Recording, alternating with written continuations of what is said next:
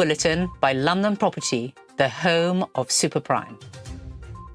London's housing crisis is deepening, and Mayor Sadiq Khan is being held responsible.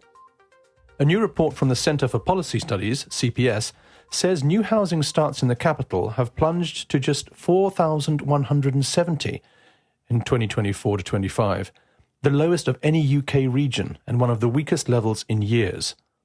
The think tank blames a perfect storm of tough economic conditions, overregulation and slow planning, arguing that these have combined to break building in London. Despite being nearly a decade into his tenure, 80% of the homes completed last year were approved under Boris Johnson's mayoralty, the CPS found. Even more striking, over half of this year's housing starts also come from Johnson-era planning permissions. According to the CPS, Khan's affordability targets and stringent fire safety rules have made many schemes financially unviable. Buildings over 18 metres now need 2 staircases, and a new building safety regulator has rejected 92% of applications, taking an average of 36 weeks to review each one. Ben Hopkinson, head of housing and infrastructure at the CPS, said the London plan has become more and more restrictive. Viability across the capital has been killed by policy choices, not just the economy. In response, Housing Secretary Steve Reed is reportedly in talks with Khan about using emergency powers to relax design standards and restart stalled developments. Khan, meanwhile, has hinted at loosening restrictions on parts of the Greenbelt, arguing that much of it is poor quality, badly maintained and inaccessible. Even if we build on every brownfield site, it won't be enough, Khan said.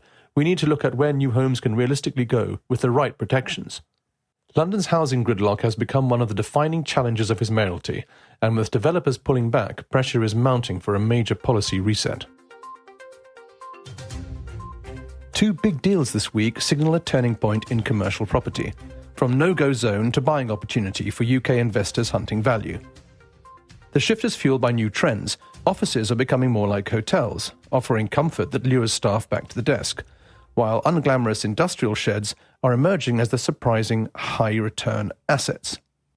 US giant Blackstone, which already holds a $100 billion UK property empire, may bid for Big Yellow, the £1.9 billion self-storage leader. The news sent its shares soaring 20%. Analysts say that when private equity starts buying, it's a clear sign that assets are undervalued. You might be getting £1 of property for 50p.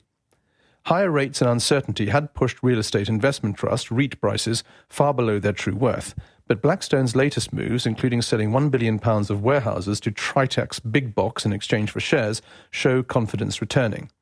Fund managers are spotting similar opportunities. AEW UK REIT's Laura Elkin says political instability is causing mispricing, creating bargains for long-term investors. Big Yellow and Tritax remain broker favourites, while Tritax's expansion into AI data centres near Heathrow could bring in £59 million a year in rents. Meanwhile, hotel-style London offices are boosting REITs like Derwent, Great Portland Estates and Shaftesbury Estates, all trading at discounts but attracting big institutional money, including Norway's £1.5 trillion wealth fund. And after years of pain, retail property is stirring back to life. Hammerson, owner of Brent Cross and Birmingham's Bullring, is a cautious hold, but New River REIT and AEW REIT both offer strong yields above 7%. From self-storage to stylish HQs and revitalised high streets, Britain's commercial property sector is quietly rebuilding its fortune, and smart investors are moving in early. Stamp duty remains one of the most frustrating costs for property investors.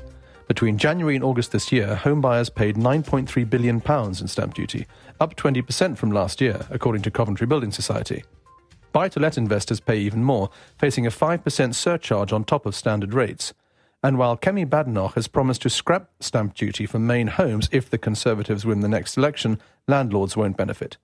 So how can investors keep more of their money? Here are several ways to reduce or avoid the tax.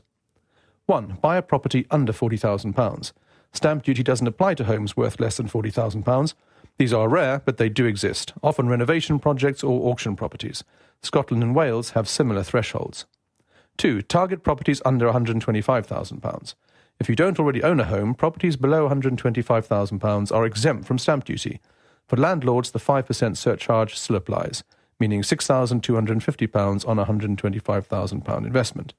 In Scotland, the zero-rate threshold is £145,000, while in Wales it's £180,000.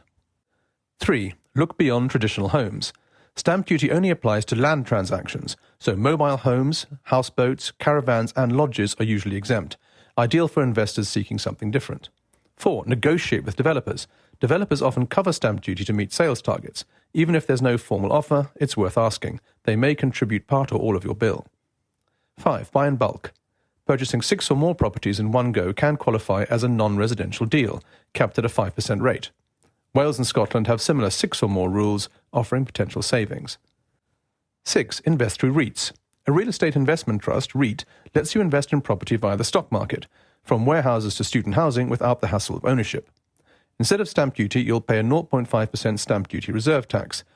On a £250,000 investment, that's £1,250 instead of £15,000. 7. Buy property company shares. Alternatively, you can invest directly in listed developers such as Barratt, Taylor, Wimpey or Persimmon. You'll still pay the 0.5% SDRT, but gain exposure to housing market profits. The bottom line, you can't always avoid stamp duty, but creative investing, from auctions to REITs, can help you cut the bill and boost your returns. London's grandest streets are falling dark. Once the playground of oligarchs, tycoons and global elites, swathes of Knightsbridge, Mayfair and Marylebone are now half empty, as Labour's tax clampdown on the wealthy drives money and people out of the capital. David Sullivan, West Ham United's chairman, spent nearly £75 million and a decade restoring a Georgian mansion in Marylebone, complete with cinema, pool and wine room. Once used as a backdrop for the King's Speech and rehab by Amy Winehouse, it's now off the market after failing to attract buyers, even after a £10 million price cut. What the government's doing to the non-doms isn't very nice, Sullivan said last year. A lot of rich people are leaving the country. He's not alone. Agents are calling it a lights-out London. Prime streets where mansions sit empty, their windows dark each night. According to Lunres, prime property listings jumped 20% in September, but actual sales fell 12%, and prices dropped 4.6% year on year. The average discount on asking prices has widened to 10.8%, the biggest since 2019. Montpellier Square in Knightsbridge, once so exclusive that barely a home changed hands, now has 9 houses for sale, and only one has sold in 2 years. Nobody wants to be there, says Anthony Payne of Lunres. Estate agent Christian Lochner Cruz adds, there's no clear buyer base anymore. Foreign demand is gone and locals are priced out. Swiss billionaire Brian Bacchiocchi, founder of Unica Capital, says his peers are heading for Switzerland, Monaco and Italy. London is still attractive for assets, he says, but they're not living here. Many are holding on to their homes, waiting years for a rebound, draining the market of both liquidity and tax revenue. You're not winning, says Philip Harvey of Property Vision. You're just driving wealth offshore. Industry insiders say London hasn't seen this many dark homes in over a decade. At luxury blocks in Kensington and Knightsbridge, barely a handful of windows light up after dusk. It's like 2012 again, says Harvey. Street after street is just dark. For Becky Fatemi at Sotheby's, that's bitter irony. Labour promised to turn the lights on in London, but it's never been darker. Still, there are glimmers of optimism. US buyers are quietly returning, favouring wider homes in Notting Hill over Knightsbridge's narrow townhouses. People are thinking long-term, says Alex Isidro, Sotheby's UK managing director. The London market will come back, it always does, but right now the rich are voting with their feet. A major crackdown on one of Asia's most notorious online fraud networks has reached London's luxury property market. British and US authorities have frozen assets linked to Chen Ji, the Chinese billionaire accused of running a vast web of forced labour scam centres across Southeast Asia. The UK's Foreign, Commonwealth and Development Office said it joined Washington in sanctioning Chen and his conglomerate, Prince Holding Group, over their alleged role in human trafficking and global financial fraud. The masterminds behind these horrific scam centres are ruining lives and using London homes to hide their money, said Foreign Secretary Yvette Cooper. The coordinated sanctions target a series of high-value London assets purchased through offshore entities, including a $16 million mansion on Avenue Road, a $134 million office tower on Fenchurch Street, and 17 apartments across New Oxford Street and 9 Elms. While officials did not disclose specific addresses, multiple reports identify the City of London building as 10 Fenchurch Street, reportedly acquired in 2020. Under the sanctions, Chen's UK-based holdings are now frozen, blocking any sales, transactions or access to proceeds through the British financial system. The case highlights how criminal syndicates have funneled billions in scam proceeds into Western real estate, a loophole regulators have struggled to close despite years of anti-dirty money reforms. Prince Group and its affiliates, including Jinbei Group and Golden Fortune Resorts World, allegedly developed casino and tech park complexes in Cambodia that in reality housed large-scale scam operations. Victims were reportedly trafficked to run crypto and romance investment fraud schemes, with profits laundered through shell firms and exchanges such as BuyX Exchange. Fraud Minister Lord Hanson said the move underscores Britain's commitment to keeping criminal capital off our streets.